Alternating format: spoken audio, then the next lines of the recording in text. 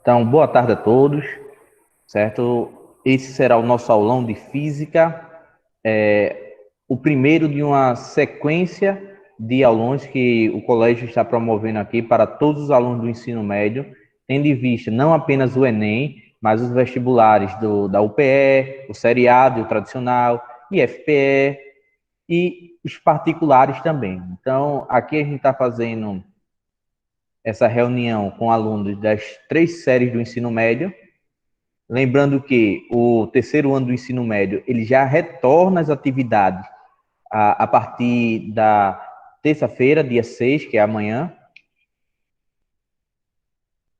E aqui eu tentei colocar para ser abordado conteúdos das 3 séries. Então, eu separei as 5 primeiras questões para um conteúdo do terceiro ano, tá certo? Que é um conteúdo que a gente já viu, já estudou, hoje de manhã a gente já revisou. Para o segundo ano, coloquei um conteúdo que também a gente já viu, já foi revisado hoje. Para o primeiro ano, eu coloquei um conteúdo que a gente viu superficialmente.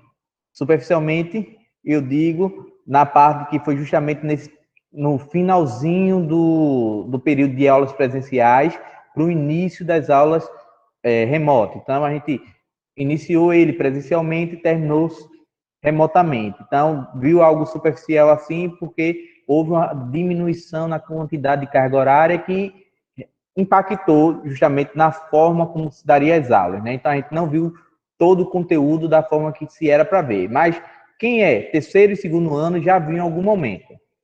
Então, o que é que eu vou fazer aqui com vocês? Então, vou colocar aqui a apresentação de tela.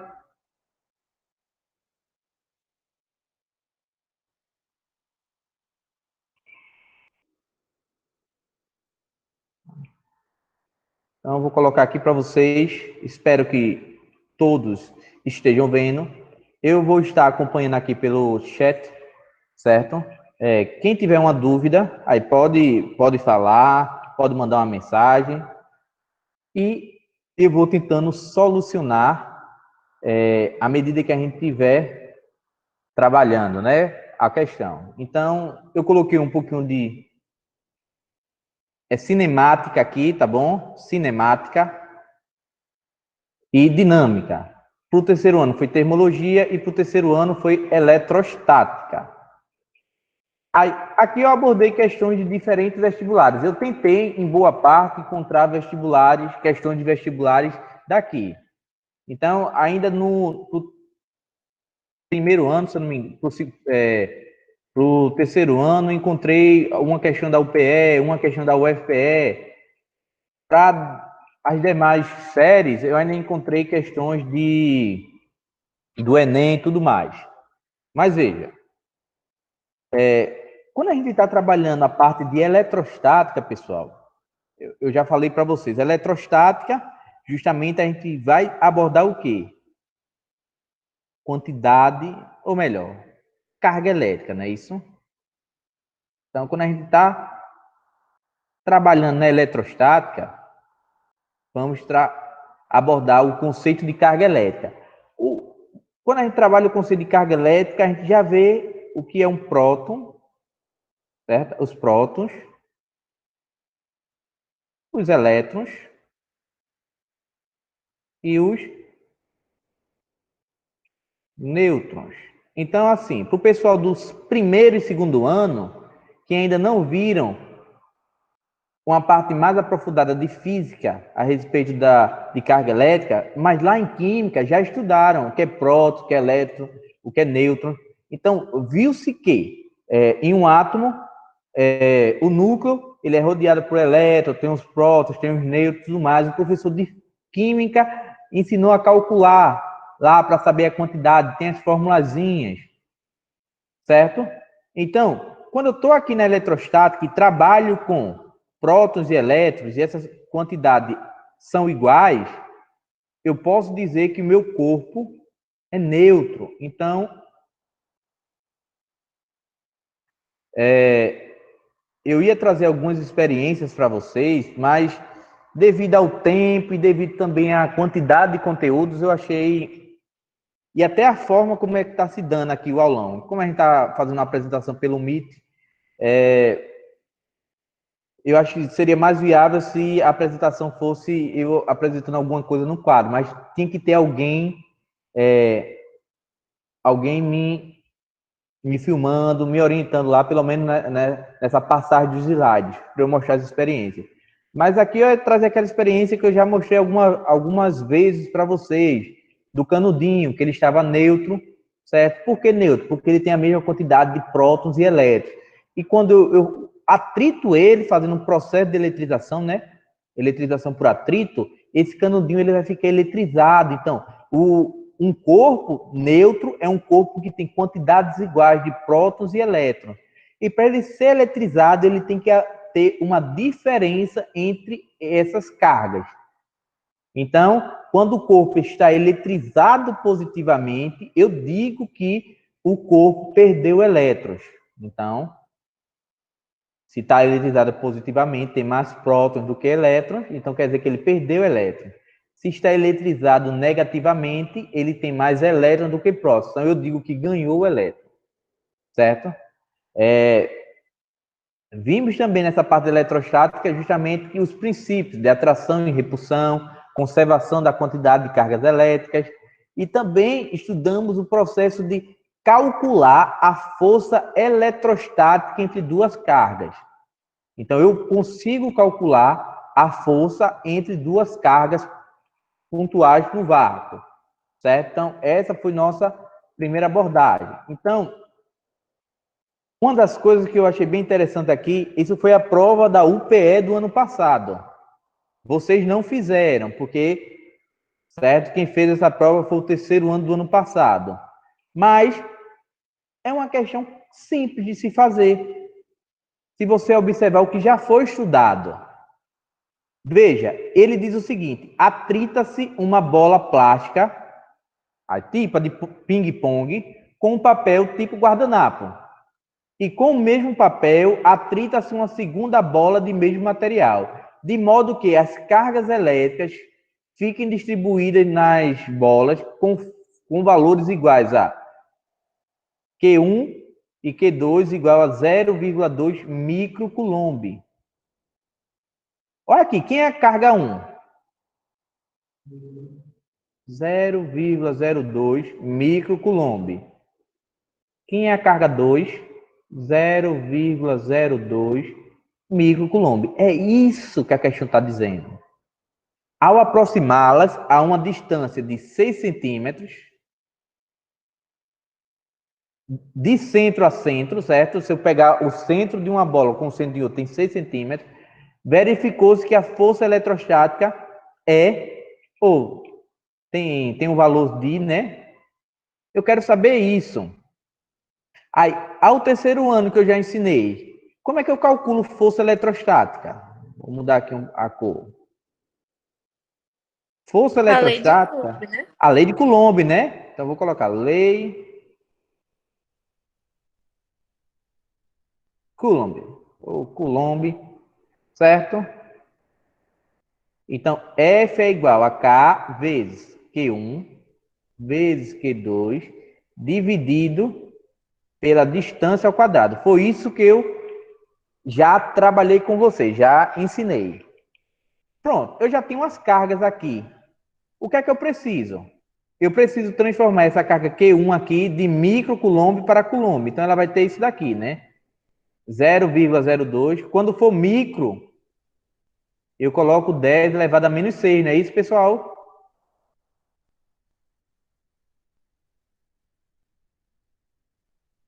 Já eu acho que eu também já mostrei isso aqui, é o segundo ano. Alguma coisa disso, não me recordo. Mas algum conteúdo eu não já mostrei. Então, se eu estou trabalhando com isso daqui, pessoal, microcoulomb, aí alguém pode me perguntar, professor, mas nesse caso aqui, ó, é um número decimal. O senhor pode transformar em notação científica? Posso. Se eu voltar duas casas decimais aqui, o número vai ficar 2 vezes 10 elevado a quanto? Se eu volto duas casas,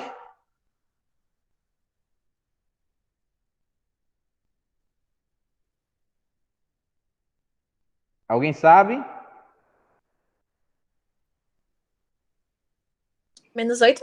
-8, não é isso, Bia? Então aqui vai ficar -8 Coulomb. Eu já tenho o valor da carga Q1 e da carga Q2. São os mesmos valores, não é isso? Essa distância de 6 centímetros, eu posso trabalhar com ela?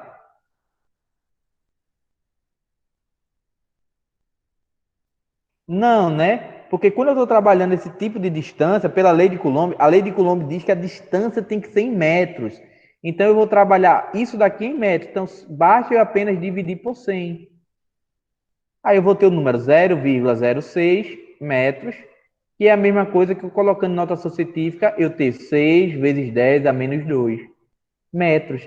Então eu já tenho aqui os valores necessários para poder resolver a minha questão. Quem é o valor da constante eletrostática? O valor de K, como o próprio nome já diz, é uma constante. 9 vezes 10 elevado a 9. Então, Newton vezes metro quadrado por Coulomb ao quadrado. Isso daqui é a unidade, né? Então, o valor aqui, eu vou colocar o valor de K, 9 vezes 10 elevado a 9. Quem seria o valor de Q1? Vou colocar de verde. Q1 seria 2 vezes 10 a menos 8. Quem seria o valor de Q2? 2 vezes 10 a menos 8. E esse valor aqui eu iria dividir pela distância. Então, quem é a distância aqui? Ó? 6 vezes 10 a menos 2. Vou trocar até de cor. Tá? Amarelo. Então, 6 vezes 10 a menos 2. Só que a distância aqui ela tem que ser elevada a quem é o quadrado, né? Um dos erros mais cometidos na hora de se resolver uma questão desse tipo é justamente esquecer de elevar a distância ao quadrado. Então, se você esquece de elevar essa distância ao quadrado, você já está errando. Certo? Aí, o que é que vai ter aqui? Ó? F vai ser igual. Aqui eu vou fazer uma multiplicação, né? Todo mundo já consegue compreender. Não precisa o professor de matemática, nem o de física, talvez o de química ou de biologia, certo? Que são as matérias assim que exigem cálculo. Que quando você está multiplicando termos aqui, ó, cadê? Deixa eu pegar o vermelho. Você está tendo uma multiplicação de potência. Então você vai multiplicar primeiro esses números aqui, certo? 9 vezes 2 dá 18. 18 vezes 2 dá 36. Vezes 10. Como é uma multiplicação de potência, você vai repetir a base e vai somar os expoentes. 9 com menos 8 dá 1. 1 com menos 8 dá menos 7. Pronto. Aqui já está feito, né? Você pode fazer direto isso. E aqui você vai elevar ao quadrado. 6 ao quadrado, 36. Repete a base 10 aqui. E o que é que faz? Quando você tem uma potência elevada a outra, você vai fazer a multiplicação, né? Quando estão separadas por parênteses, né? Menos 2 vezes 2 dá menos 4. Pronto. Chegando aqui, 36 dividido por 36 vai dar 1, né? E aqui eu tenho uma divisão de potência de mesma base. O que é que eu faço? Repito a base, base 10, e eu faço uma subtração de expoente. Menos 7, menos 4. Aí menos com menos dá mais, menos 7 mais 4 dá menos 3. Newton. Então aqui, pessoal, eu já encontrei qual é a minha força. Então eu só vou olhar ali para as alternativas e vou observar. Ô professor, mas aqui não está com menos 1, não está com 1 na frente, não tem problema. Certo? Esse 1 aí não vai interferir em nada. Então a resposta correta seria o quê? Letra A, né? Letra A de Andressa, né, Andressa? De Ana Amélia, de André, de Antônio Renato, Anitta Davli. Então, veja, é uma questão, o vestibular da UPE é um dos vestibulares mais difíceis que existe no Brasil. Se alguém está se preparando em cursinho, pessoal que é primeiro, segundo, terceiro ano, principalmente o pessoal do terceiro ano, se está se preparando para cursinho, acho que talvez os professores do cursinho, como a abordagem é diferente, devem falar que as questões de física, de química, elas são de um nível diferente. Então, você tem que ter um conhecimento bem apurado. É difícil.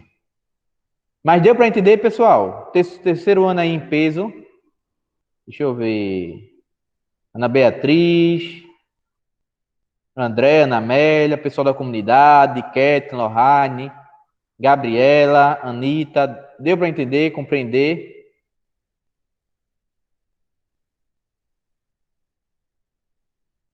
Ok, Gabriela está dizendo que sim aqui. Certo? Para o aluno não ficar tão, digamos, monótono, digamos assim, né? Apenas eu falando, e são quase 2 horas eu falando, né? Aí eu preciso que vocês, pelo menos, interajam um pouquinho comigo. Pelo menos quando eu terminar a questão, professor, entendi e tudo mais. Pronto. Agora aqui eu vou para a segunda questão, que é lá da UFPE, certo?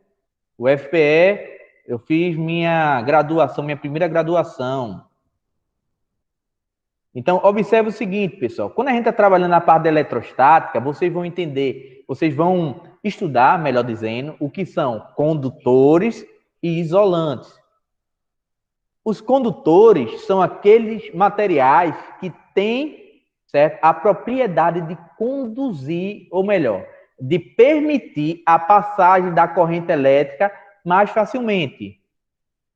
Já os isolantes, que são chamados de malcondutores, são aqueles materiais que não permitem a passagem da corrente elétrica. Então, vocês vão observar o seguinte. O que é que a gente vai ver aqui? Já é de comum saber que se eu pegar, se eu tiver, o chuveiro estiver dando descarga elétrica, vazando corrente, se eu pegar naquela parte de metal do chuveiro, eu vou levar um choque, não é isso? Se eu for botar o dedo na energia, eu vou levar um choque. Se eu encostar em alguma coisa que passe energia, eu vou levar um choque. E quais são essas coisas que a gente costuma mais ver que passa energia? São os materiais metálicos, não é isso? Se André inventar, não faça esse caso não, viu, André? Se André inventar de botar um garfo dentro da tomada, né? Ele vai levar um choque. O garfo é composto de um material metálico que é um bom condutor. Então, ele vai levar um choque. Certo? Então, assinale a alternativa. Aqui está dando os materiais, borracha. Borracha, sabemos que borracha é um isolante, né? Quem nunca assistiu Super Choque? O homem borracha, que inicialmente é vilão do Super Choque, é imune ao choque do Super Choque, né? É isso que acontece. A madeira também a gente vê como isolante, certo? Os outros materiais a gente tem que dar uma pesquisada melhor, dar uma estudada, porque, por exemplo, eu posso dizer, o nylon é um isolante, certo? Ou é um bom condutor, certo? Um condutor. Eu não sei, digamos assim, né? Então eu tenho que dar uma pesquisada. Falando em relação ao aluno, né? Mas algumas coisas já tenho como saber.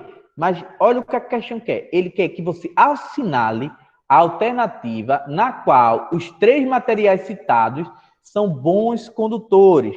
Para ser bom condutor, pessoal, o que é que precisa? Eu já sei que para ser um bom condutor, ele pode ser um metal. Aí eu digo aqui, alumínio é metal? É. Então isso daqui é um condutor. Um bom condutor, tá bom? O ouro é um metal, certo? O ouro é um metal, sim. Então é um bom condutor. vocês veem primeiro em química que o ouro é um metal, né? Quando vocês estão estudando lá a tabela periódica, você tem lá o grupo dos metais e vocês veem que essa parte aqui é um bom condutor, certo? E outra coisa aqui o mercúrio também. Então, mercúrio é um bom condutor. Então, a porcelana, não pode dizer que é um bom condutor, nem o nylon, nem o vidro, certo? Então, a borracha e a madeira já tinha dito. Então, só resta para a gente justamente a sequência 3, 6 e 7. Então, quando eu for marcar aqui a sequência 3, 6 e 7, pronto, letra D. Então, é uma questão bem simples, não é isso? Tá dando para entenderem? Dá para entender. Se eu fosse fazer, eu ia fazendo por eliminação também. É por eliminação, certo? Você vai fazendo... Porque, assim, nem sempre, né, Bia? A gente vai memorizar o que é condutor do que não é condutor. O que é bom condutor do que é isolante. Nem sempre a gente vai memorizar. Nem o professor que vos fala memoriza isso. Porque, assim, são diversos materiais. Aí você vai fazendo por eliminação. Você sabe que borracha, madeira, o nylon é um... O nylon, como é um plástico, né? Você sabe que ele é um isolante, certo? Aí você sabe que alumínio e ouro, o alumínio já é, então você automaticamente, ou é a letra B, ou é a letra C, ou é a letra D. Aí você sabe que o ouro é, então, ou é a letra B, ou é a letra B, C e D ainda, ficou, né? Aí só ficou a dúvida aqui, ó, porque tem 5 e 4. Aí pronto, descartando um deles, ou assumindo que o mercúrio é um metal e é um bom condutor, pronto, você já tem a alternativa, a letra D. Então, dá para se fazer bem tranquilamente.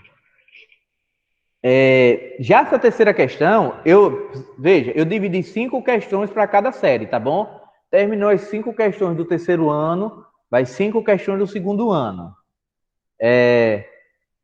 Eu quis trazer aqui uma questão que é justamente da OBF.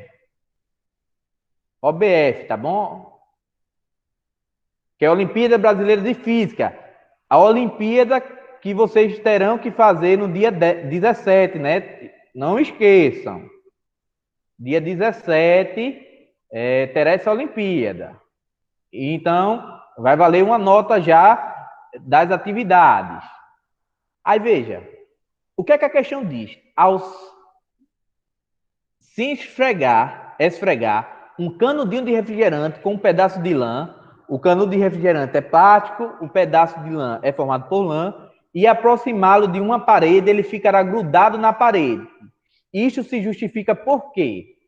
Aí eu já fiz esse exemplo aqui na escola. Eu acho que quando eu estava dando aula para o terceiro ano, eu peguei um canudinho, atritei com um pedaço de papel, certo? E depois eu coloquei lá na parede. Por quê? Certo? Fica aí. Então, tem inúmeras explicações. Quando a gente tem aquela parte da eletrização por indução, você vê, quando eu estou com o corpo eletrizado e eu aproximo de um corpo neutro, as cargas opostas ao corpo eletrizado, elas vão se deslocar para a superfície mais próxima desse corpo, né? E poderia ser até um pensamento de vocês, quando você encostar o canudinho na parede, como está negativo com positivo, um exemplo, eles iriam os opostos se atrair, então eles iriam se unir. Mas tem a parte também de que, se você está pegando um corpo eletrizado e colocando ele em contato de um corpo neutro, essas cargas, que a parede a gente vai supor que é neutra, essas cargas iriam ser divididas, né, pela metade, digamos assim.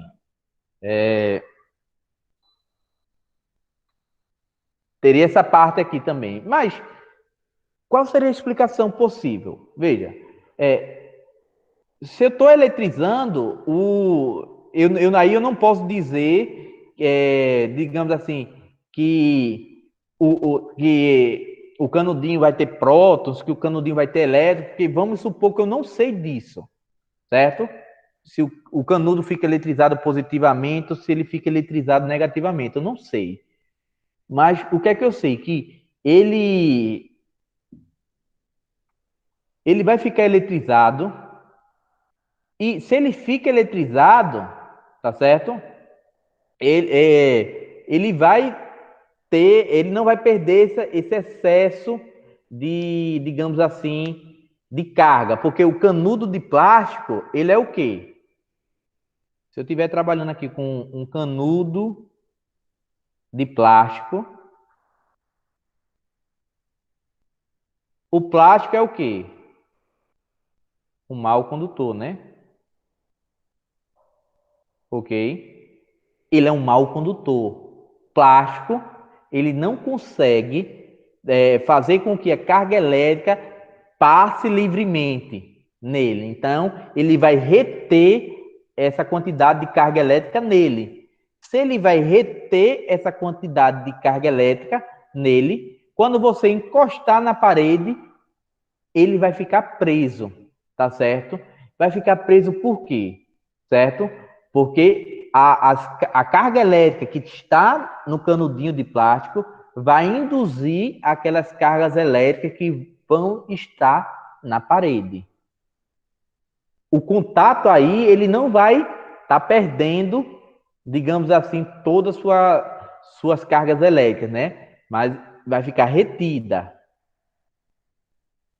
Tá dando para entender? Então, quando eu digo aqui que na letra A, prótons passam da lã para o canudinho, deixando eletrizado positivamente, e isso prende aos elétrons dos átomos que estão na parede, eu não posso afirmar com certeza isso, que os prótons vão passar da lã para o canudinho, deixando ele eletrizado positivamente, certo? E isso vai prender os elétrons que estão na parede. Eu não posso afirmar isso, certo?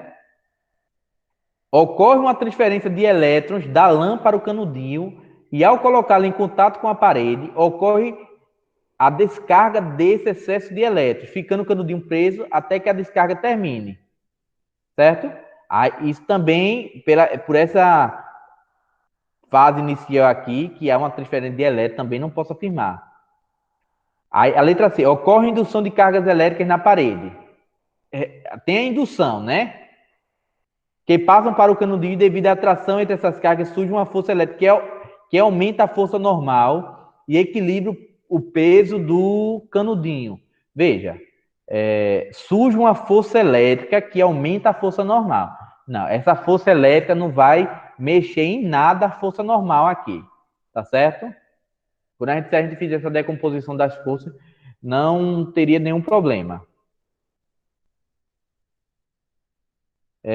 Com o atrito, o canudinho se eletriza pela retirada de algum dos seus prótons, o que deixa eletricamente negativo, sendo, portanto, atraído pelos prótons da parede. Também não confere. Então, a alternativa que a gente vai ter aqui seria a letra E.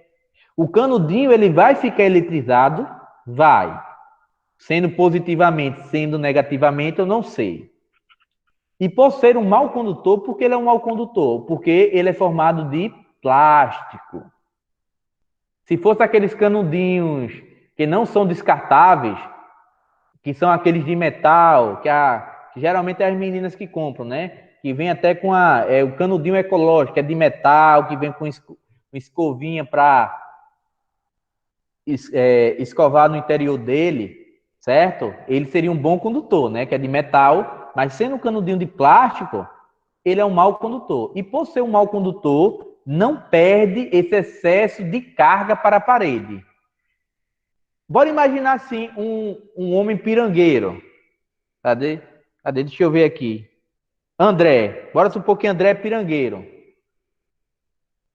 Mesmo André tendo que dar dinheiro para contribuir com alguma coisa, ele não vai dar tudo que ele tem. Ele vai reter a maior parte, tá certo? ele não vai perder esse excesso de dinheiro que ele tem. É a mesma coisa do canudinho. Quando acontece isso com o canudo, ele vai ficar preso à parede por forças elétricas. Tá bom? Porque não vai existir uma força de interação entre o canudo e a parede, entre as cargas de ambos os corpos, certo? E vai ter essa parte aqui que são induzidas na parede. Por quê? Você vai aproximar o canudinho da parede, por indução, as cargas opostas às do canudinho vão se aproximar mais da superfície. Então, vai ser justamente essas cargas opostas e as cargas do canudinho que vão se interagir, produzindo essa força elétrica. Beleza? Então, letra E. Dando para entender? Deu sim. Fácil, né? A física, ela vai muito além do apenas da resolução de questões. Se você não entender o conceito, o conteúdo, você não resolve uma questão de física. É a mesma coisa de matemática. Matemática, eu tenho que aprender matemática pela teoria primeiro, para depois eu partir para a prática. Porque se eu não sei nada de matemática, digamos assim, e aí? Como é que vai ficar? O professor bota uma questão que é teórica e como você não sabe a teoria, você não consegue resolver. Aí tem desse problema. Essa daqui é da FUVEST, lá de São Paulo. 3 esferas de isopor, M, N e P, estão suspensas por fios isolantes. Quando se aproxima N de P, nota-se uma repulsão entre as esferas. Quando se aproxima N de M, nota-se uma atração. Aí, das possibilidades apontadas, quais são as compatíveis com as observações? Então, veja, eu tenho aqui a bolinha N e a bolinha P. E eu tenho depois a bolinha N e a bolinha M. Não é isso? Quando eu aproximo N de P, nota-se uma repulsão. Então, elas vão se afastar. E quando se aproxima N de M, nota-se uma atração. Aí, quais são as possibilidades, pessoal, disso acontecer? Pode ser que, na primeira situação, deixa eu ajeitar aqui. Pode ser que na primeira situação, o valor de N seja positivo e o de M também seja positivo, não é isso? Não pode ocorrer isso? Então, se os dois são positivos, eu posso ter que, sendo na segunda situação N positivo, o valor de M teria que ser o quê? Negativo. Não é isso que poderia ocorrer? No caso, o NP teriam que ter as mesmas cargas e NM teriam que ter cargas Aí opostas. pronto. Aí bora ver aqui, digamos, e o que é que poderia ocorrer? Ó, positivo, tá vendo? Positivo, NP positivo e o M negativo. Então quer dizer que pode ocorrer essa quarta alternativa, né? Mas poderia ocorrer também outro processo, né? N e P sendo negativos, porque eles vão se repelir. Se N e P são negativos, vamos para a segunda observação. O N teria que ser negativo, né? E o M teria que ser o quê? Positivo. Não é isso? Então, M positivo, N negativo e P negativo. Então, poderia ocorrer que situação também? A quinta, não é isso?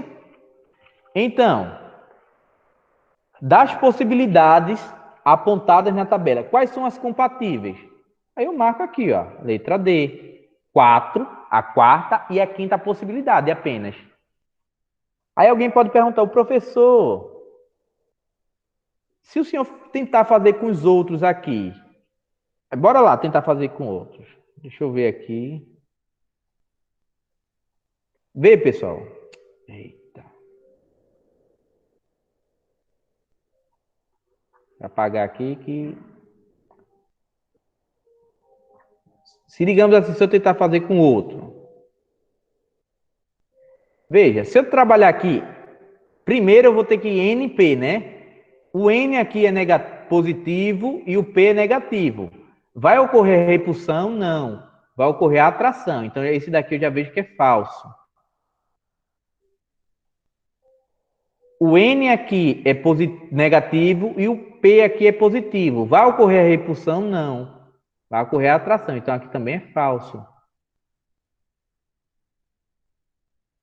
Aqui é negativo o N e o valor de P é zero. O de P está neutro, né? Vai ocorrer atração ou repulsão? Não. Não vai ocorrer nada.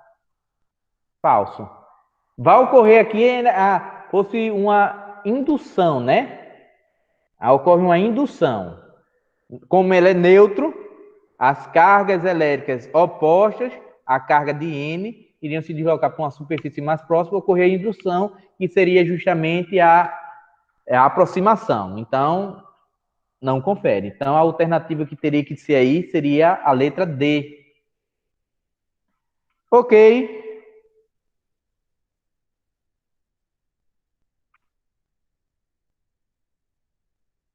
Eita, vocês estão falando pelo chat, eu nem vi, ó. Deu sim, é COD, já fiz com prego, acho que tinha uns 7 anos. Então, bora para a próxima.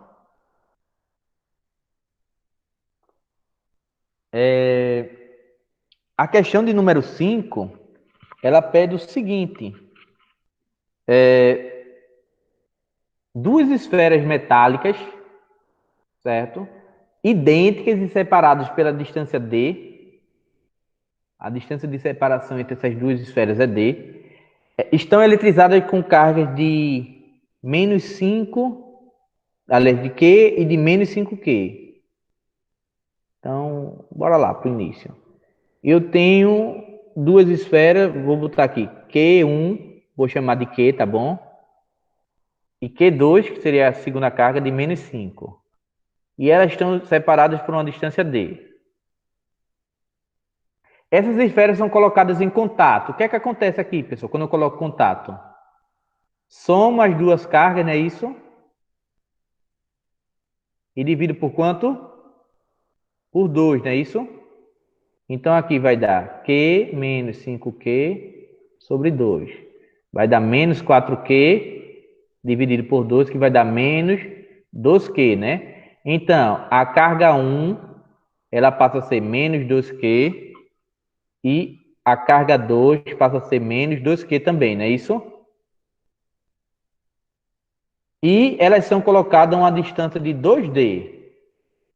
Aí eu quero saber qual é a força de interação eletrostática entre as esferas antes do contato e após o contato. E a relação entre essas duas. Bora lá, deixa eu ver como é que eu posso fazer aqui. Beleza, pessoal? Tá dando para entender? Tá sim. Pronto. Você viu que eu tive que fazer justamente esse contato aqui para saber quem é a nova carga, né?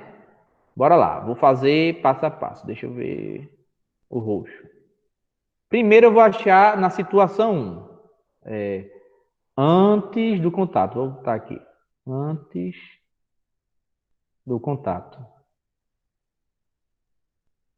Então, bora observar o seguinte. Que fórmula eu vou ter que utilizar aqui para achar justamente essa força de interação eletrostática? Qual é a fórmula do terceiro ano? Aquela que a gente tinha usado no primeiro quesito, né? Isso, a lei de Coulomb, certo? F igual a K vezes Q1 vezes Q2 dividido por D ao quadrado. Aí alguém pode dizer, professor, mas não está dando letra alguma. Não precisa, pessoal, não precisa. Tá certo. A gente, quando eu coloco a gente, certo? Tem um costume, tem um costume muito grande, pensar que matemática e física só se resolve com números. A gente pode trabalhar letras, a parte de álgebra, a parte algébrica, você trabalhando com x, y, z, a gente pode trabalhar questões que só envolvam letras e mesmo assim achar um resultado numérico. Então, bora lá. Antes do contato, quem é o valor de K? Precisa substituir, pessoal? Não. Por que não precisa? Porque você não vai fazer outra fórmula? Vai ter um K também. K com K, eles vão se isolar. Vão se anular, melhor dizendo. Quem é Q1? Q, né? Quem é Q2? Menos 5. Só que aqui eu só posso colocar o Q, pessoal? 5. Não é isso? Porque talvez eu mostrei aqui na primeira questão, ou não, né? Esse valor aqui é em módulo, né?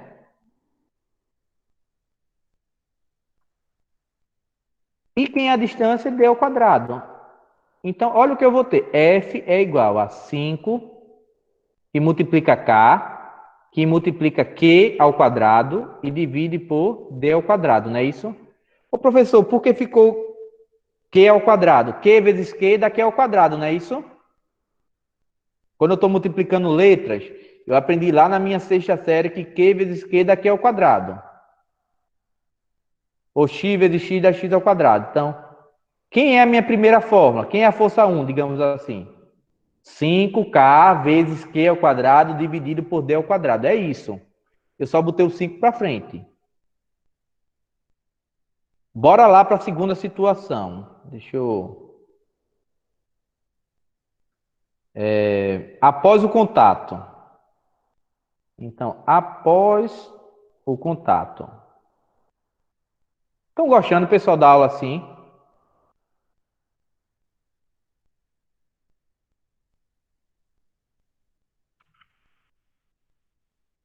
Estão gostando?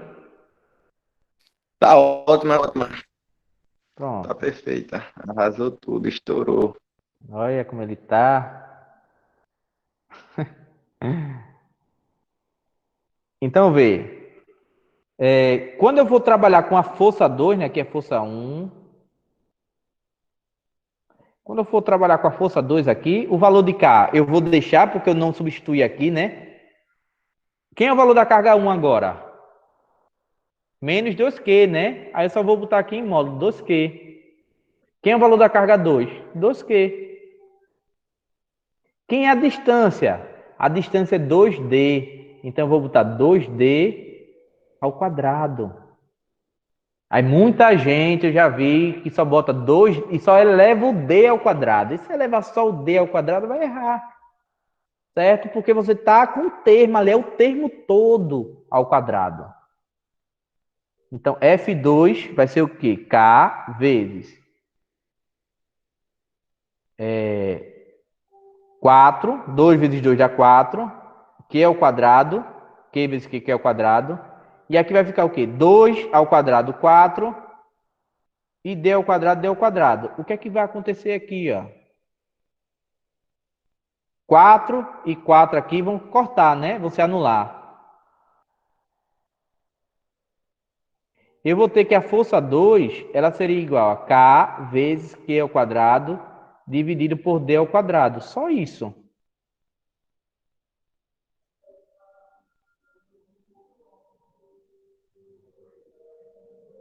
Pronto.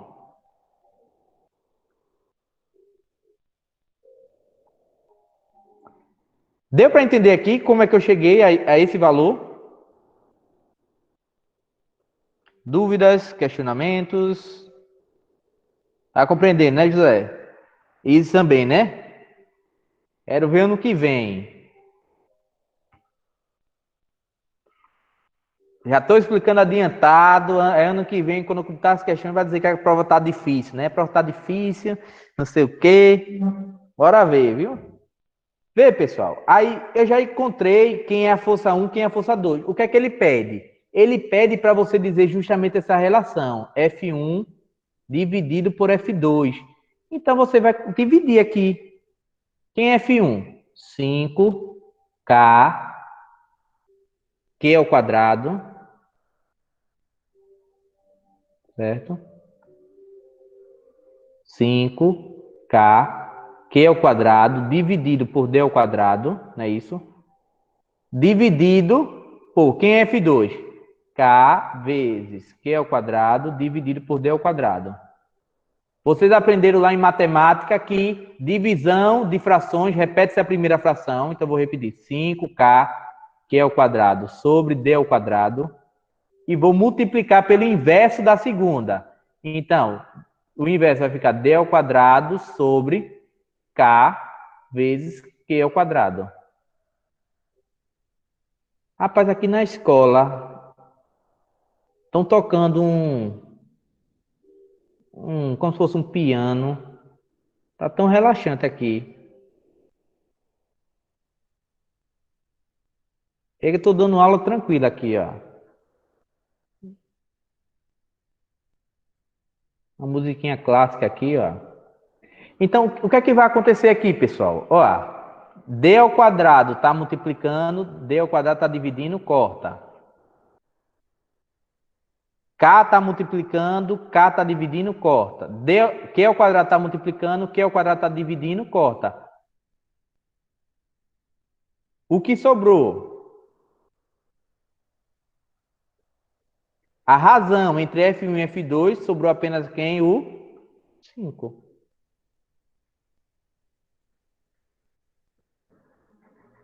Então, quem seria a alternativa? O 5. Letra E. Veja, uma questão, digamos assim, quando você lê, parece um monstro. Mas, quando você coloca para resolver, digamos assim, né, você começa justamente a resolvê-la, ela não se parece Ô, um professor, bicho de 7 cabeças. Diga aí. desculpa aí não estar falando, é porque a geladeira aqui de casa pifou, eu tô botando as coisas pro freezer aqui. Oxe, relaxa, Gaudêncio. Relaxa. Mas tá entendendo aí, né? E apoio. Pronto. Você e Emerson são os comunicadores aqui. Você e MC Bia nas minhas aulas, né? Bia no terceiro ano, Emerson no segundo e você no primeiro. Então, pronto. Tá esquecendo de mim, pô. Tá esquecendo de mim. Aí não dá certo. Não dá certo. Quando esquece de mim, eu fico triste. Eita, é o show. É porque assim, tu fala mais quando o Rafael tá. Tu tá caladinho hoje, é porque cadê Rafael? Rafael não tá presente, não. Mas eu esqueci de você, realmente. Você e Rafael e Bia. Tem comparação, não. Esse símbolozinho aí da Netflix no seu perfil tá maravilhoso. Ave Maria. Então, vê, pessoal. Então, até aqui, a gente trabalhou conteúdos do terceiro ano. Então, veja, que foi algo que deu para entender, né? O chato de você fazer uma prova, uma avaliação que contempla todo o conteúdo que você estuda no ensino médio é porque vai contemplar todo o conteúdo que você estuda no ensino médio. Então, é muita informação. Aí você tem que estar bem afiado. A mesma coisa sou eu, às vezes lá no mestrado, eu fiz uma prova. Faz 2 sábados seguidos que eu faço prova, mas sábado retrasado, dia 26, eu vi uma prova lá do mestrado que são 4 livros. São 4 disciplinas que eu estudo. Você pegar os livros aqui, pronto, eu tinha que memorizar o que tinha nos 4 livros, porque eu não sabia o que ia cair. Aí cai uma questão lá que use tal fórmula. E aí? Complicado. Aí você tem que memorizar tudo isso para você fazer uma prova. Aí, às vezes, você não memoriza, não aprende um determinado conteúdo e cai justamente aquele conteúdo que você não estudou, não memorizou, não aprendeu. Aí é a mesma coisa no Enem e no vestibular.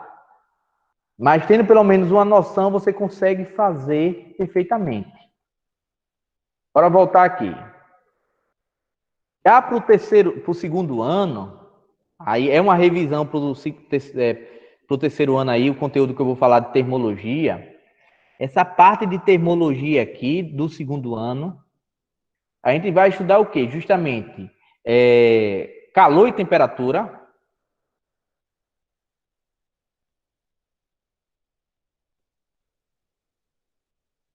Temperatura, pessoal, já disse, repito e vou dizer de novo. Nada mais, nada menos, ela é como o grau de agitação das moléculas. A temperatura serve para medir, quantificar qual é o grau de agitação das moléculas. O calor é justamente a energia térmica em trânsito. Então, o calor é uma forma de energia. É por isso que o calor é dado em joule. Caloria ou joule, né? Mas dentro da termologia, a gente vê essa diferença entre calor, temperatura, a gente também vê a parte de dilatação.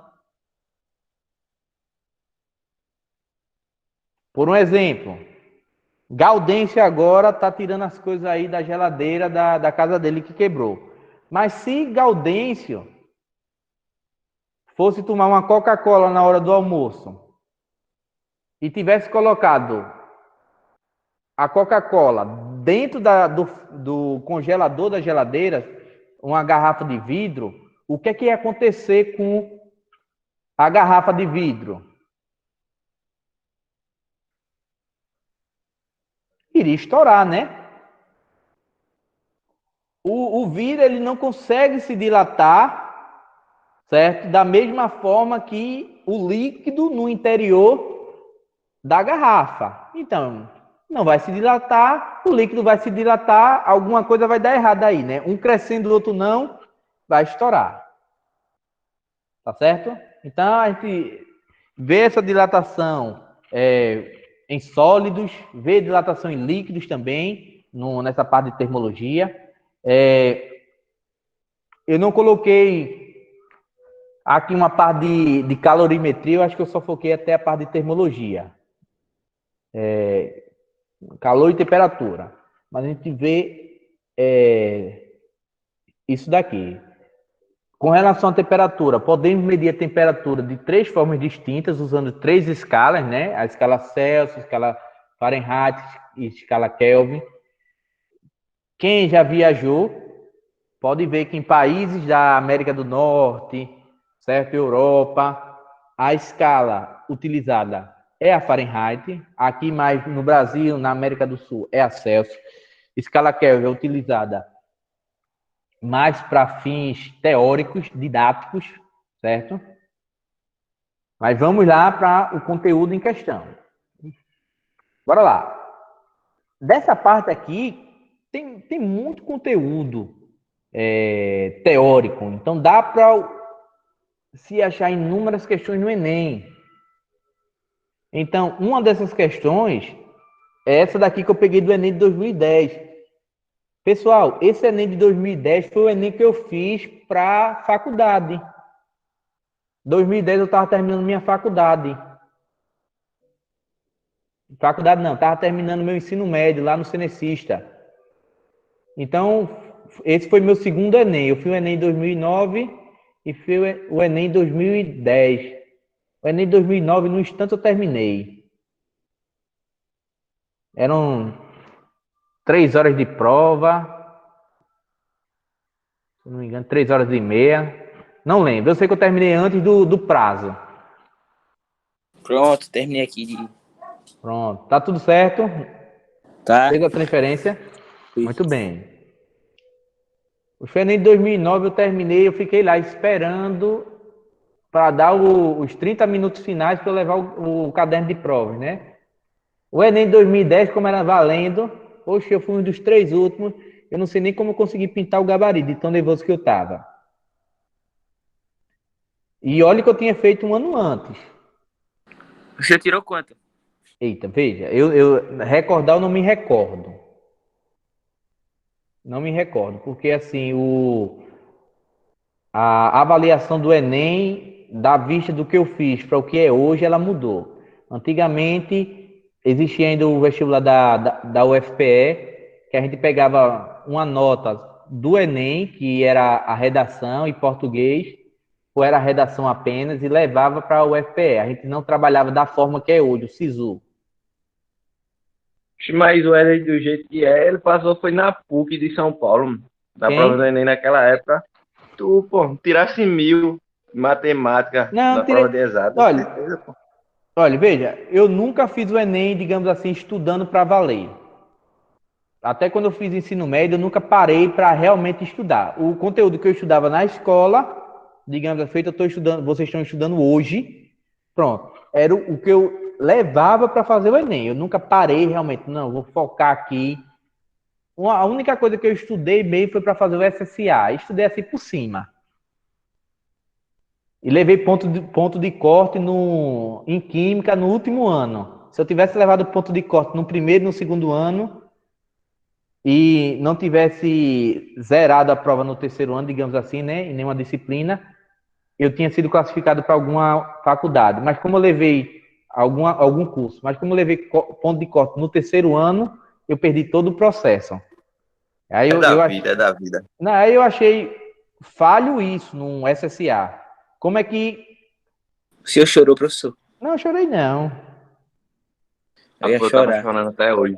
Não, olha, eu acho isso uma besteira, assim, você pode ficar até mal, mas as coisas, vai ter oportunidades futuramente.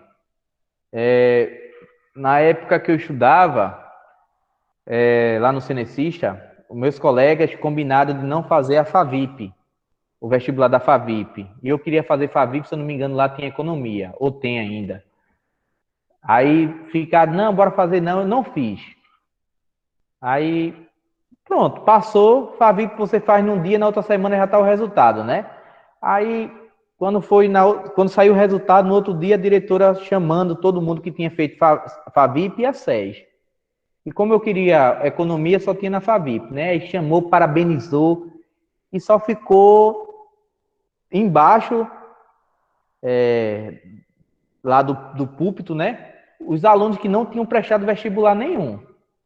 Quem tinha prestado pela Maurício Nassau, a SES, FAVIP, FAFICA, tinham sido aprovados, né? Aí deu aquela lição de moral, digamos assim, não, para a gente se espelhar. Aí pronto. Eu fiz o vestibular da Católica em seguida. Eu só ia fazer o da Federal e o da UPE. Aí eu fiz o vestibular da Católica e fiz o vestibular da FBV, que é a Faculdade de Boa Viagem, né? A da FBV eu passei, mas eles não ranqueiam. Eles não dão um ranking. E o da Católica eu passei em quinto no curso, no geral. 2010. Da Federal eu passei entre os 10 primeiros, se eu não estou enganado, no ano que eu fiz. Aí não passei justamente no SSA, que era o seriado, né? O tradicional eu não fiz. Porque só tinha administração em Caruaru, eu não queria administração. Mas assim, eu não fiquei chateado. Porque assim, eu tinha outros objetivos e, graças a Deus, meus outros objetivos eu consegui alcançar, né?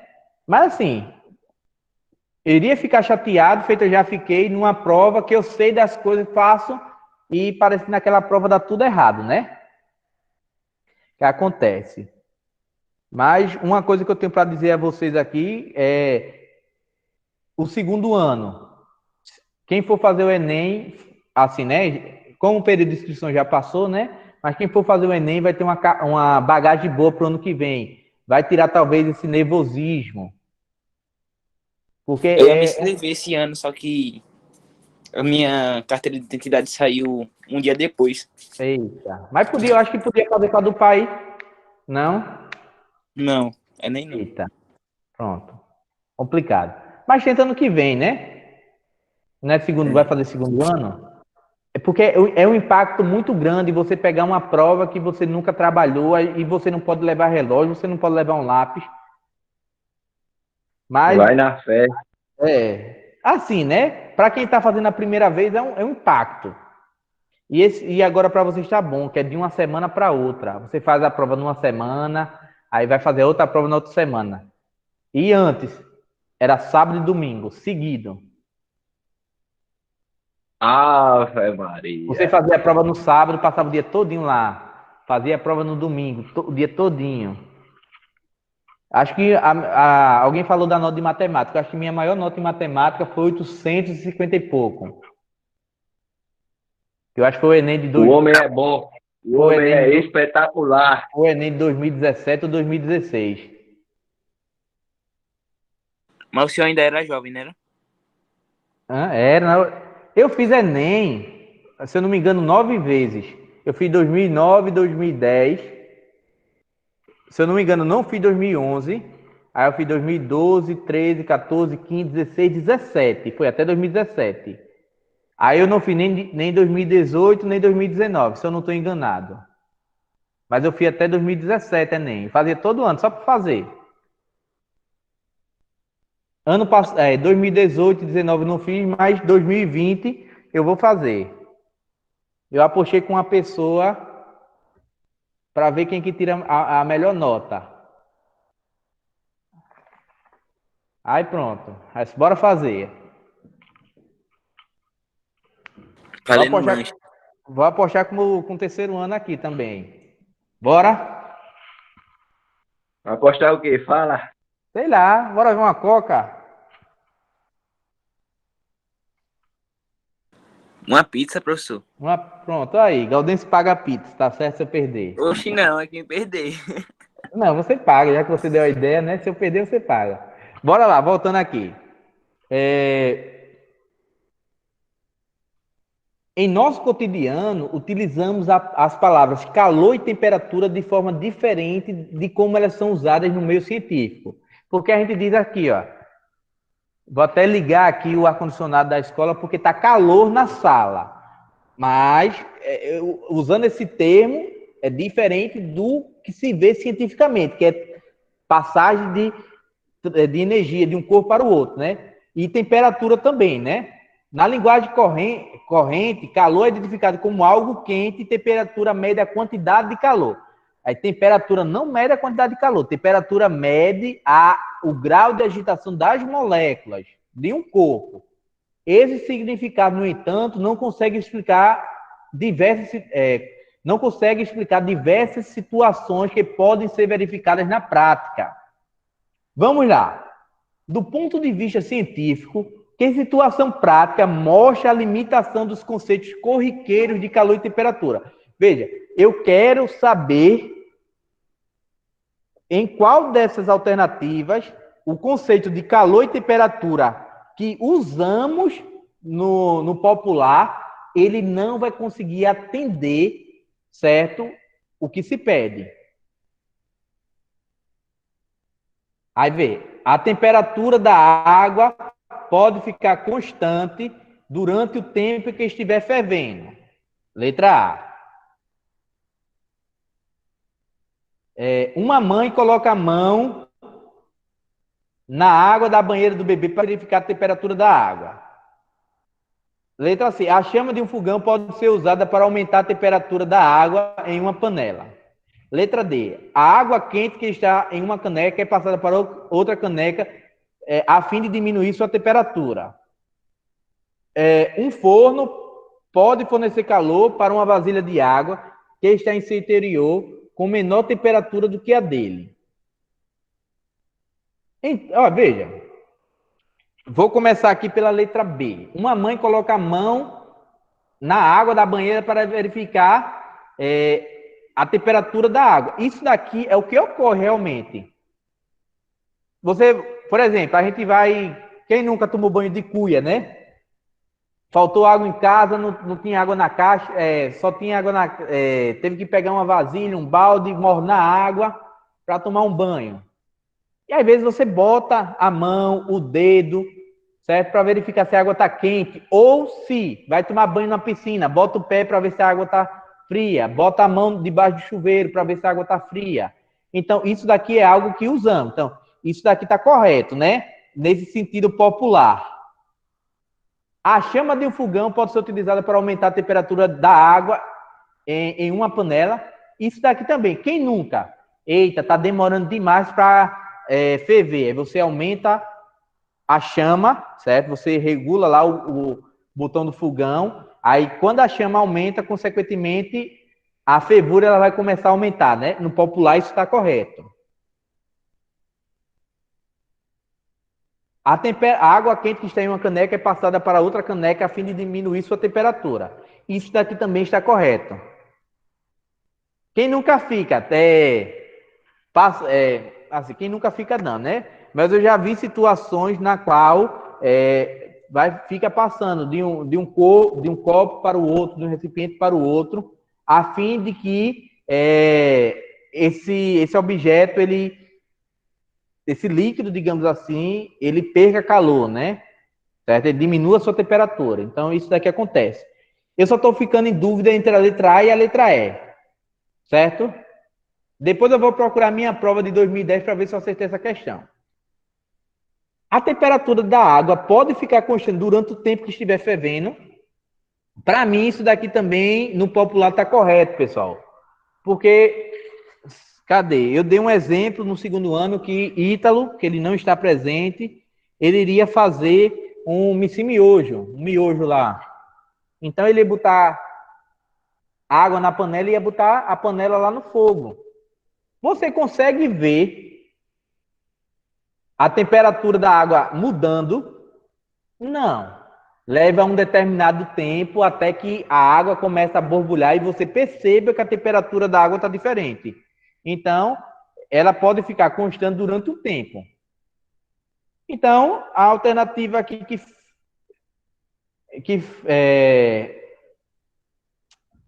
digamos assim, que mostra essa limitação dos conceitos é justamente a letra E. Um forno pode fornecer calor para uma vasilha de água que está em seu interior com menor temperatura do que a dele. Veja, no forno o que acontece? O forno ele vai se aquecendo, inicialmente ele está com a mesma temperatura, digamos assim, da vasilha. Então ele vai se aquecendo por igual, certo? Vão se aquecer igualmente, essa coisa aqui. Então, não vai fornecer esse negócio que vai ter menor temperatura do que a dele, não. Não vai ter isso daqui, tá bom? Porque o forno não vai estar quente e vai passar. Quando você tira, você botou lá a comida para esquentar no micro-ondas. Quando você tirar, digamos assim, você vai ver que no micro-ondas ali, o prato ficou quente, mas o micro-ondas em si não. Então, não é bem assim. Então, essa letra E que é falsa. Aliás, deixa eu ver aqui.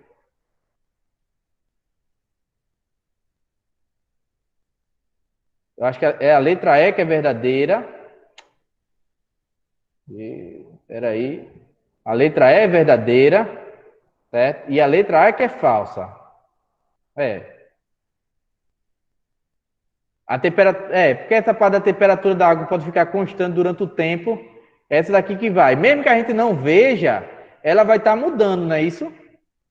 É a letra A mesmo. Ok? Ok. Porque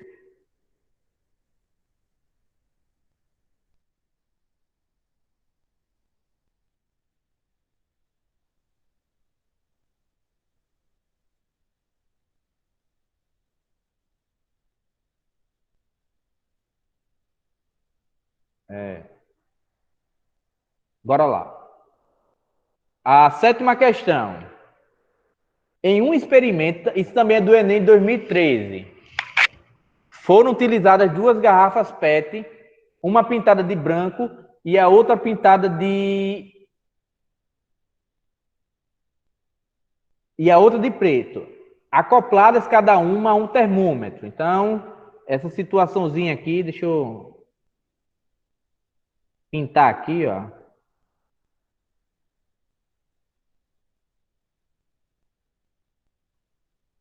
Esse de vermelho aqui é um termômetro, tá bom? Acopladas cada um ao termômetro, no ponto médio da distância entre as garrafas. foi mantida uma lâmpada acesa. Então, aqui, ó, a distância daqui, digamos aqui, daqui para cá, é a mesma distância daqui para cá.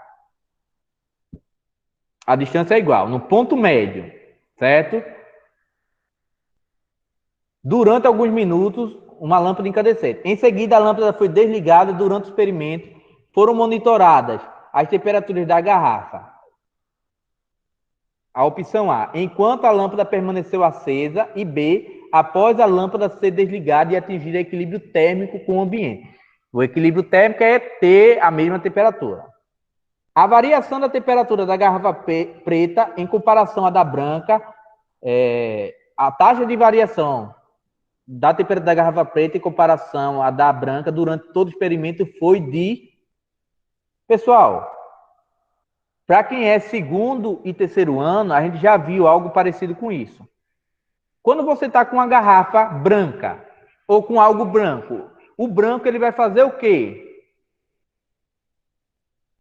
Refletir. Refletir.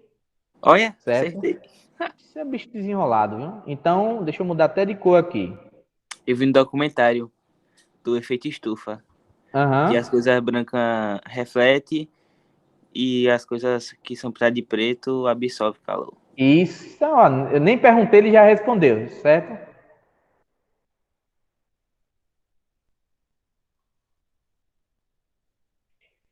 Mas veja, aí, o que é que vai acontecer? Se o branco ele está refletindo, certo?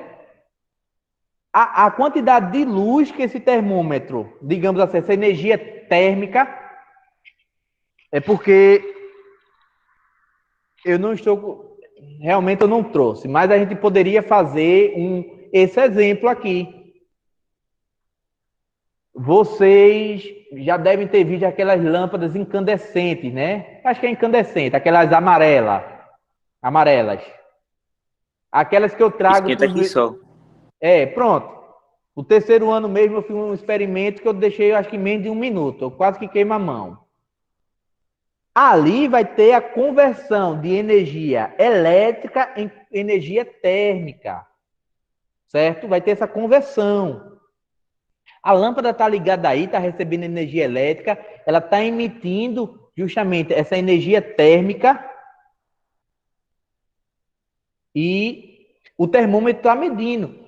Como está refletindo a luz, digamos assim, a temperatura, a luz que entra aqui na garrafa, o que é medida pelo termômetro, é de uma menor intensidade. Então, a variação de temperatura na garrafa branca é menor. Já como a garrafa preta ela absorve a luz, bora imaginar aqui, ó, o raio incide aqui e ele é refletido, certo? Incide e ele é refletido. Já aqui não, ó, ele vai incidir, acabou-se, incidir, acabou-se. Então ele vai estar absorvendo. Então a variação aqui, quando a lâmpada estiver ligada, vai ser maior ou menor? Hein? Maior. Maior, não é isso? Maior aquecimento. Vou botar aqui. Então, eu já sei que quando a lâmpada estiver ligada, o aquecimento vai ser maior. Por quê? Porque o preto vai absorver. Então, eu só posso trabalhar ou com a letra B, ou D, ou E. Pode ser uma dessas três.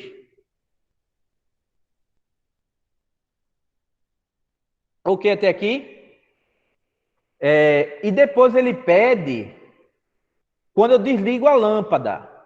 Pessoal, se eu fizer desligar a lâmpada, vou desligar aqui, ó. Certo? Desliguei a lâmpada. O que é que vai acontecer? Eu vou letra B. Hã? Eu vou na letra B. Por exemplo, Eu como acho que é letra E. Isis falou, não foi? Foi. Pronto. Então, por que Isis é a letra E? Eu acho que seria nos dois casos, não só em um. Que seria maior no aquecimento e maior no resfriamento. Hã? É, justamente isso. Tem menor. Observe o seguinte.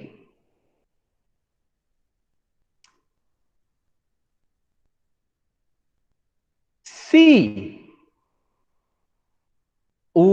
a luz, ele vai absorver, a garrafa preta, ele vai absorver a luz, digamos assim, né? E ele vai ter um aquecimento maior, porque ele está absorvendo uma maior quantidade de raios. Para também ele ser resfriado, ele vai demorar um maior tempo. Por que ele vai demorar um maior tempo? Porque ele absorveu mais luz. Então, a sua temperatura vai ser maior do que a outra garrafa branca. É essa a explicação. Então, ele vai demorar mais tempo. Então, aqui você tem como alternativa justamente o que Isis falou, a letra E. Ele vai demorar mais tempo. A temperatura daqui vai ser maior do que... Essa temperatura da garrafa preta vai ser maior do que a temperatura da garrafa branca. Então, consequentemente, isso daqui vai fazer com que aumente o tempo para o resfriamento. Então, aqui a gente já tem que é a letra E. Ok até aqui? Ok. Pronto. Deixa eu ver aqui. Isso é um mamão com açúcar, né? Mel na chupeta, né, Uchoa? Ave Maria, demais, demais. Então, bora lá para a questão de número 8. A questão de número 8 diz o seguinte. Eu acho que eu já trabalhei essa questão com a turma do terceiro ano já. Não sei se eu trabalhei com a turma do segundo ano. Mas veja, a gasolina, ela é vendida por litro. Todo mundo sabe, né? Um litro hoje é 5 e alguma coisa. 5,46, se eu não me engano. Caríssimo. Ou é Sangue de 4? Cristo tem poder. Não, é 4,46, parece. Eu vendo gasolina caseira. Não, aí não. Aí danifica o motor. Tô brincando. Ah, mas... Olha, quem nunca viu um comércio ilegal de combustível? Eu Na nunca vi. época... Oxe, eu já vi muito. Na época mesmo daquela greve dos caminhoneiros, muita gente vendeu gasolina ilegal. Pegava a gasolina gasolina não, álcool das usinas Da de destilaria. etanol, jogava água e pronto, botava nos tanques dos Estavam vendendo a automóveis. R$10, professor. R$10. É, você indo aqui para Recife, eu acho que é quando chega em Escada. Lá em Escada tem um ponto que você vai e abastece. Eu nunca abasteci, não, mas eu já fui com uma pessoa que ela abastecia. Chegava lá, bota aí. E a gasolina 2,50. Aí, para quem viaja muito, valia a pena. Assim, né? A pessoa sabe que a gasolina era boa, mas rodava. Mas veja, a gasolina ela é vendida por litro, mas em sua utilização como combustível, a massa é que eu importo. Então veja, eu não quero saber o líquido, eu quero saber o quanto é que tem de matéria lá. Alguém já tomou Kisuke aí na vida? Tang, mancha-pulmão? Acho que todo mundo, né? Claro Aham. que sim, rapaz. Quando eu era pequeno, acho que uns 6, 7, 8 anos, 10 anos, era aqueles, o Kisuko, né? Kisuke, realmente. Era um pacotinho desse Eu já, tamanhinho, rendia 2 litros. Era 10 ou 20 gramas de pó, você fazia 2 litros. eu fui na Ave praia, professor. Maria. Câncer da febre. Inventei de tomar uma raspadinha lá. Eita. Quando eu fui olhar meus dentes tudo azul. Raspadinha mesmo você encontra muito em Recife, né? Em Recife tem muita raspadinha. Pronto, ali é corante puro, né? Mas assim, quando eu era pequeno, rendia 2 litros. Hoje não, hoje você tem um tangue, que é sem açúcar, né? Você só mexer na água e a uma quantidade do tanque é 2 litros. Bora imaginar o seguinte, que o show vai fazer chama aí os amigos para fazer uma happy hour aí na casa dele e para economizar, né, que suco tá caro, é 59 centavos o pacote, tá caríssimo. O negócio é para render 1 litro, ele bota 10 litros. O que é que vai acontecer? Só vai ficar gosto de água. Vai ficar gosto de água. Por que vai ficar com gosto de água? Vai ficar aguado. Porque a massa do soluto, que é justamente o kisuke, foi dissolvida no solvente em 10 litros, em um volume de 10 litros. Então, a massa ela ficou espalhada em 10 litros. Se ele colocar mais soluto, que é justamente o kisuke, aí o gosto vai ficar melhor, né? A concentração vai ser maior. É a mesma coisa da gasolina. Imagine que a gasolina seja um pó. E você vai pegar 1 litro de água e vai misturar justamente com não sei quantas gramas de gasolina. Misturou, ali é a gasolina que... Oi, Ô, Wesley, diga. e aquela gasolina especial, sabe?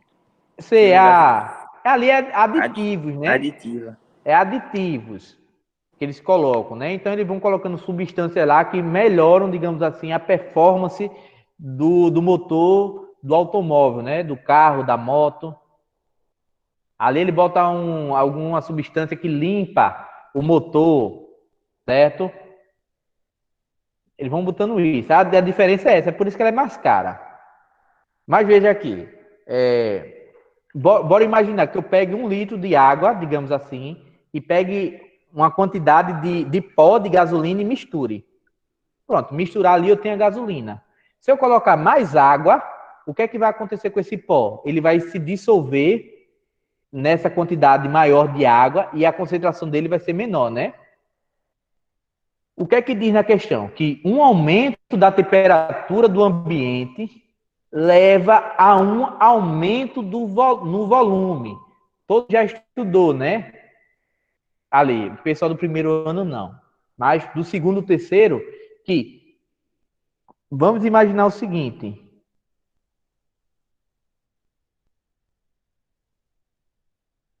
Um desenhista fraco hoje, viu? Acordei sem inspiração. Poxa, o Wesley desenha até helicóptero. Tá conseguindo desenhar um copo. Acordei sem inspiração. Bora imaginar o seguinte aqui, pessoal.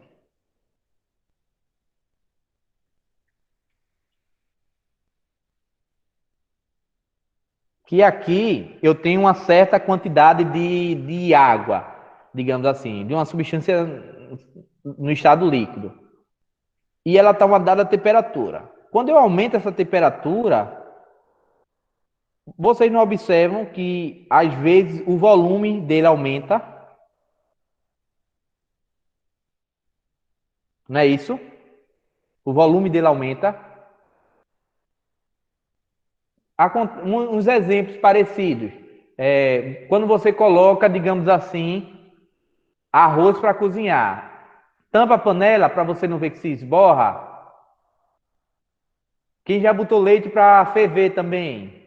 Quando pensa que não, o leite esborra, café também esborra. Vão comer lá no Burger King, naquela maquinazinha não tem muito a ver, mas só para vocês entenderem. Mas na máquina de refrigerante, coloca o copo lá e tenta enchê-lo. Você aperta uma vez, o copo enche todinho. Mas quando você vai tomar só a espuma. Quando você vai olhar, quando aquela espuma desce, ela senta, digamos assim, né? Você vai ver que vai ver só encher 1 ou 2 dedinhos de refrigerante. Aí você tem que ficar lá apertando. Basicamente isso, né? Então, veja, quando há um aumento na temperatura, há um aumento no volume. Certo? Se há um aumento no volume, pessoal, significa dizer que você está levando mais líquido do que massa. Ok? Aí, para diminuir os efeitos práticos dessa variação, os tanques dos postos de gasolina são subterrâneos. Por que eles são subterrâneos? Porque quando você cava e coloca um tanque lá, a não sei quantos metros de profundidade, os efeitos de variação de temperatura são menores. Tá entendendo? Você não tem uma variação tão grande de temperatura. Aí eu digo uma coisa, né? Se os tanques não fossem subterrâneos, bora lá. Primeira afirmativa. Você levaria vantagem ao abastecer o horário na hora mais quente do dia, pois estaria comprando mais massa por litro de combustível. Isso é verdadeiro, pessoal? Quando há um aumento de temperatura, há um aumento do volume. Tu estaria levando mais massa de combustível? Não. Não, tu estaria levando mais líquido, né? Tu estaria levando mais água, digamos assim. Seria isso. Então a primeira é falsa. Abastecendo com temperatura mais baixa, você estaria comprando mais massa de combustível para cada litro. Verdade, se a temperatura é menor, significa dizer que a variação do volume é menor. Eu, particularmente, prefiro abastecer minha moto à noite. Raros os casos é que eu abasteço de dia. Tá dando para entender? Raros os casos. Porque se eu estou abastecendo de dia, consequentemente, eu posso estar levando essa variação do volume. E diz, se a gasolina Miserável fosse... é um gênio. É o pai do Cris. E se a gasolina fosse vendida por quilo, em vez de ser vendida por litro, o problema comercial decorrente da dilatação da gasolina estaria resolvido? Verdadeiro. Se o objetivo é você levar mais massa de gasolina ao invés de líquido, então se ela fosse vendida por quilo, você estaria com o problema resolvido. Então, quais são as alternativas corretas? A 2 e a 3. Então, você aí iria marcar a letra E. Bem fácil.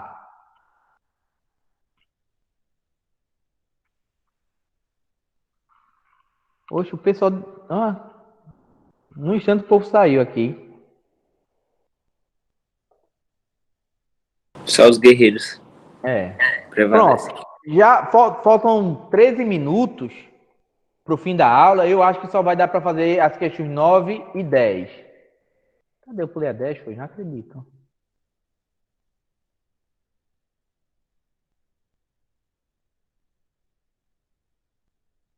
Peraí, viu? Onde é que eu coloquei a 10?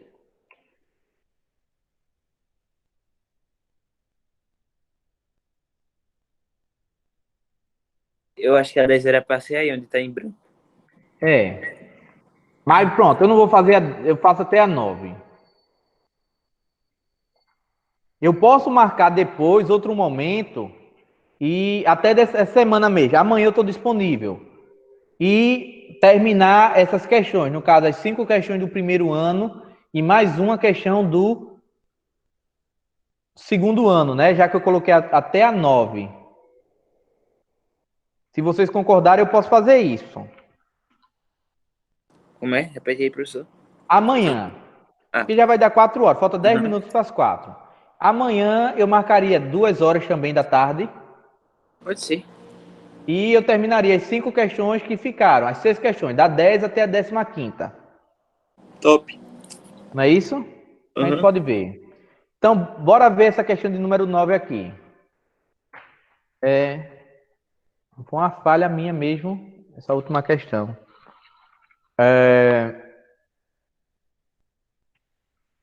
A questão de número 9 diz o seguinte. Durante... deixa eu ver aqui. Durante uma ação de fiscalização em postos de combustíveis, foi encontrado um mecanismo inusitado para enganar o consumidor. Olha, vê. Durante o inverno, o responsável por um posto de combustível compra algo por 50 centavos o litro a uma temperatura de 5 graus Celsius. Para revender o líquido aos motoristas, instalou um mecanismo de bomba de combustível para aquecê-lo, para que atinja a temperatura de 35 graus Celsius. E veja, tem um aumento de 30 graus na temperatura, né? sendo o litro de álcool vendido a 1,50. Diga aí. Pessoal, se ele Estamos. está trabalhando com a variação de temperatura. Então, temperatura inicial de 5 graus Celsius e temperatura final de 35 graus Celsius, a variação da temperatura é de 30 graus Celsius. Então, veja, esse 30 graus Celsius em 1 litro pode variar e muito, né? Pode ter uma expansão desse líquido, certo? Em um valor grande. Professor, se algum dono de posto aqui do Brasil fazer um negócio desse, tipo, não faz medo não do posto explodir, não? Ou De a gasolina não quê? De explode em altas aquecer? temperaturas? Sim? Não, né? Olha, fazer faz, né? A gasolina ela vai explodir se ela tiver em contato Com com fogo. fogo. Ah, Ele pode aquecer da seguinte forma: colocando alguma coisa sobre digamos assim, né?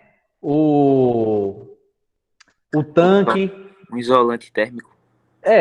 Tá entendendo? Aham, Para que retenha calor ali. tô Aí ligado. vê, diariamente o posto compra 20 mil litros de álcool e os revende. Então ele compra 20 mil litros. Com relação à situação hipotética descrita no texto, e dado que o coeficiente de dilatação volumétrica, o gama é 1 vezes 10 a menos 3 graus centígrados, desprezando os custos de energia gastos no aquecimento do combustível, o ganho financeiro que o dono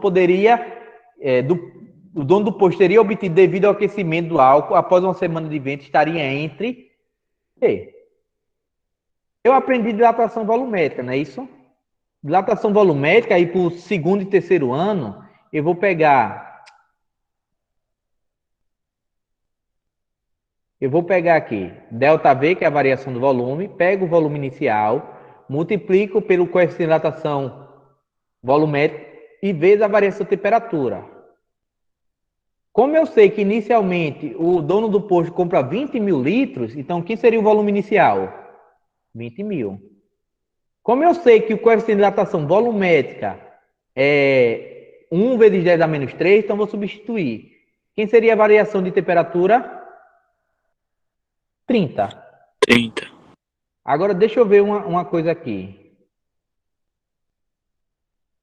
Ele fala aqui que é diariamente compra 20 mil litros, né? Então, numa semana, após uma semana de venda, ele quer saber de uma semana, né?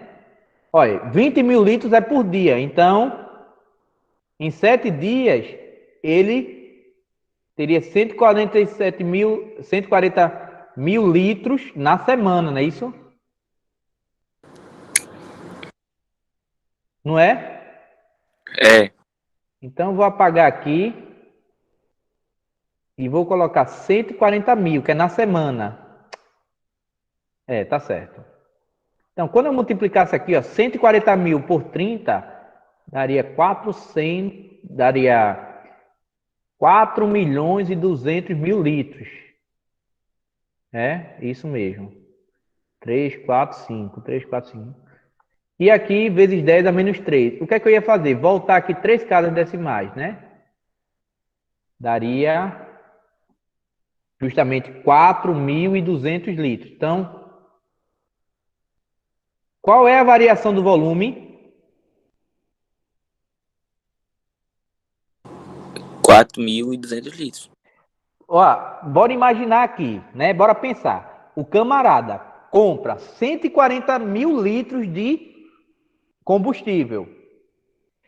E ele vende com esse processo aí de aquecer o combustível, ele vende 4.200 litros, 4.200 litros a mais. Tá entendendo como é? Aí, pro posto, tá tendo lucro? Tá sim. Aí, como é que eu calcularia o lucro? Ele pede o lucro, né?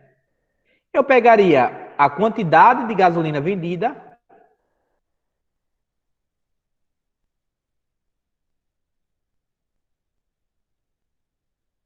e multiplicaria ela pelo preço. Só isso.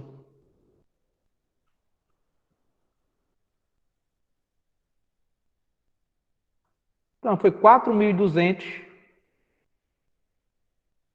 vezes quanto? Qual foi o preço que ele vende? 1,60, né? Aí alguém pode perguntar, ô professor, não tem que tirar do preço de custo não, o preço que ele comprou? Eu digo não, porque esses 4.200 litros ele comprou? Não, ele lucrou, né, digamos assim, com essa artimanha que ele fez. Então, aqui é só multiplicar. Então, vocês multiplicando aqui, ó. 6 vezes 2 dá 12, vai 1, 24 com 25, aí o 2 e o 4. Somou aqui, 7, 6, acrescentou os 2 zeros, andou uma casa decimal, então ele tem um lucro de R$ 6.720. É o lucro que ele tem. Pronto. Então, esse lucro, quando eu for olhar aqui, vai estar entre 6.000 e 6.900, não é isso? Então, letra D. Pronto, pessoal. Já são 4h56 da tarde, então nossa aula é até 4 horas. Ficou faltando eu responder a questão de número 10. Acho que houve um probleminha aqui que eu não coloquei a questão. Tem a questão 11, 12. Veja, a questão 11 e 12 são da UPE, justamente no ano de 2019. E uma questão do Enem, certo? Questão aqui da UFJF, que é a Universidade Federal de Juiz de Fora. Uma do Enem. Essa do Enem, pessoal, ela é uma questão grandezinha. Então, amanhã a gente vê ela. E essa daqui da UEFS. Deve ser Universidade Estadual de Feira de Santana. Também é uma questão boa. Então, amanhã a gente vê essas 6 questões que faltaram. Eu vou acrescentar aqui a 10. Então, pessoal, muitíssimo obrigado pela participação, por tudo, tá certo? Eu espero que vocês tenham gostado aí, as pessoas que permaneceram na chamada, espero que vocês tenham gostado, espero que vocês tenham entendido da aula de hoje. Vou deixar um tempinho aqui para, se vocês quiserem falar algo, certo? Se foi proveitoso, se sim ou não a aula, vocês falam aí, que na próxima aula a gente tenta melhorar. Tá certo? Eu não gostei, não. Eu adorei. Gostou? Oxe, obrigado, Gabriel. Perfeito, perfeito. Pô. Tem que Olha. respeitar, tem que respeitar. O homem é bom, o homem é espetacular.